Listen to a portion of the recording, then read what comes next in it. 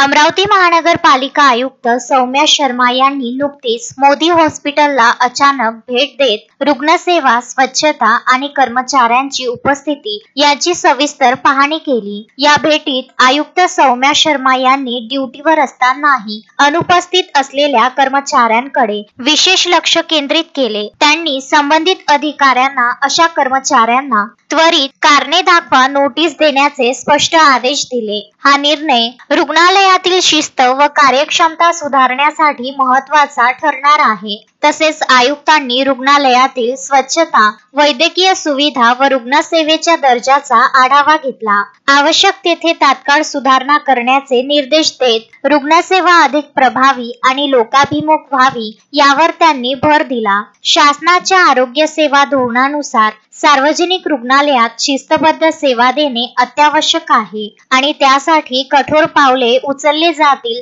असे संकेतही त्यांनी दिले। या भेटी दरम्यान उपायुक्त योगेश पीठे उपस्थित होते। Vidarbha news bureau, Amravati.